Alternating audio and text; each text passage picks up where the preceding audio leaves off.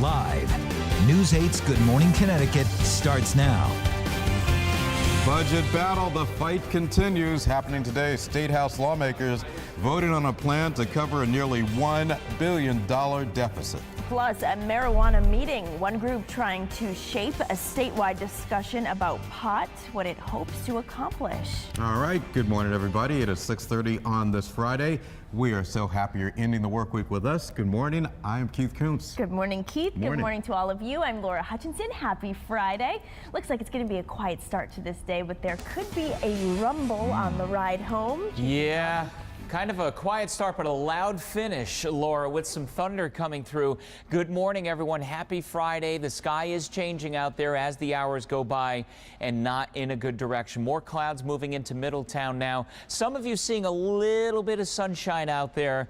Enjoy it while it lasts, because we'll be talking about some showers moving in around noon. Middletown, light southeast winds, 57 degrees. Here is the area of trouble. It's off to the west, and this is moving in our direction. I expect a few scattered showers around noon, but getting heavier after 3 p.m.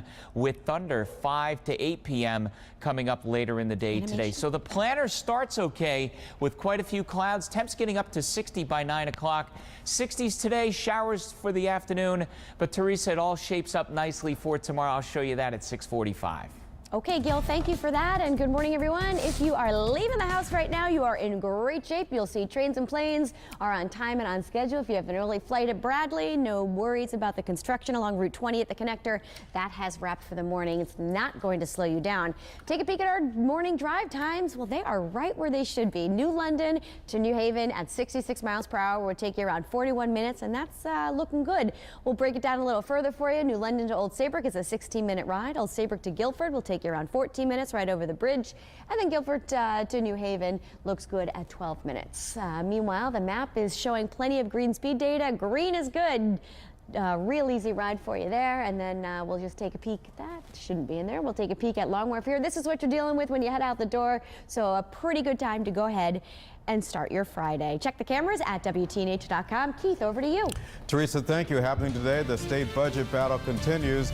The House of Representatives is scheduled to vote on a budget plan today. That plan would cover a nearly $1 billion deficit. News 8's Kent Pierce covering that story for us from the state capitol this morning, and he joins us live. Good morning, Kent. Good morning, Keith. Later on today, the House of Representatives will be in session, hopefully voting on a budget just like the Senate did yesterday. The Senate did vote to approve this new budget deal yesterday, but that does not mean the Republicans and Democrats are necessarily working together on this. In fact, just the opposite. This is the budget deal that was hammered out by Democratic lawmakers and the Democratic governor last week, so Republicans don't like it. And yesterday's vote in the Senate reflected that. It was a strict party line vote, 21 to 15, but it did pass. Then they had to work on the budget implementation bill. That's the legislation that actually spells out the changes that need to be made for the budget to work. Some controversy in there, too. There's a change to the admissions tax that the state already adds on to tickets to things like concerts and sporting events. The state already charges 10%. Cities and towns would now be allowed to charge their own local tax on top of that. Republicans say it opens the door to more local taxes and fees.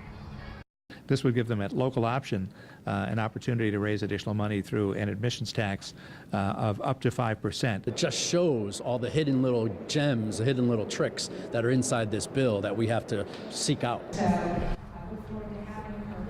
Republicans do not like the fact that they were given the details of this budget deal so late. They say they did not have time to comb through it for all those hidden tricks. The local admission tax would help cities and towns pay for extra police at concerts and sporting events, but it does mean that the cost of your ticket would go up.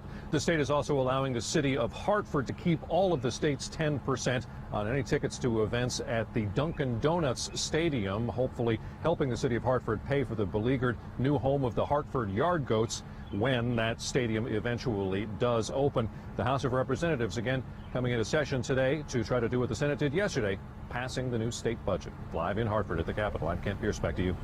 We shall see, Ken. Thank you. Be sure to stay with News 8 for all of the latest developments on the state budget crisis. We'll keep you up to date on air and online over at WTNH.com. Laura. Time now 6:34. Keith, U.S. Senator Richard Blumenthal this morning will unveil what he calls victories for Connecticut in new defense legislation. Blumenthal today will talk about specific provisions within the National Defense Authorization Act. The senator is expected to say what those provisions will boost, and that is expected to be jobs and support critical industries with defense contracts in our state. The funding impacting our state includes funding for submarines, helicopters, and joint strike fighters. The Governor's Prevention Partnership today will hold a marijuana policy boot camp. The group hopes it can shape a statewide discussion about recreational pot use. Specifically, it thinks legalizing is not the right approach here in our state.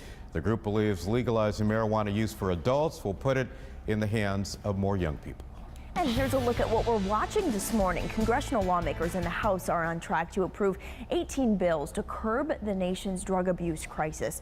Those bills would set up federal grants, new rules, and studies the problem.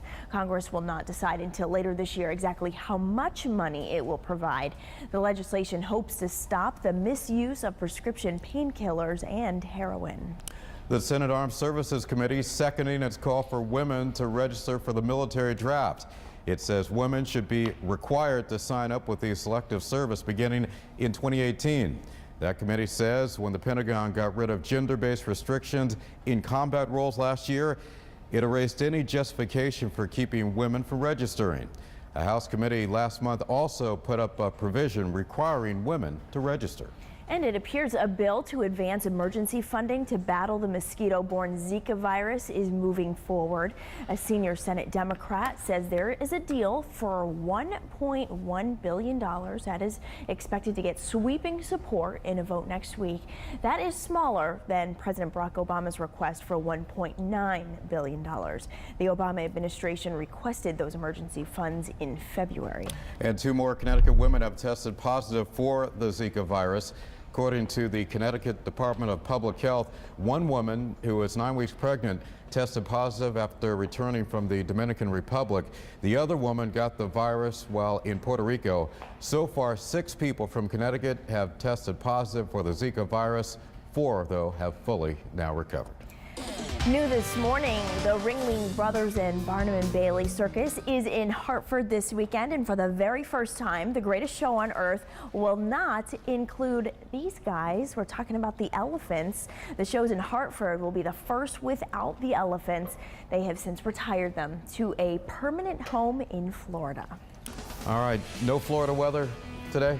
Not quite, not like yesterday. It was a stunner out there yesterday, but today we are back to reality with a cloudy pattern and one that's going to give us some showers for the afternoon. But our temperatures aren't that cold out there. New London at 55, 56 New Haven. Still dry all along the shoreline, even up in Waterbury, 52 degrees for you.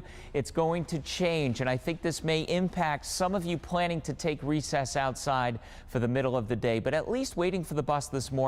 It's pretty easygoing weather out there. Temperatures in the 50s and then rising through the 60s.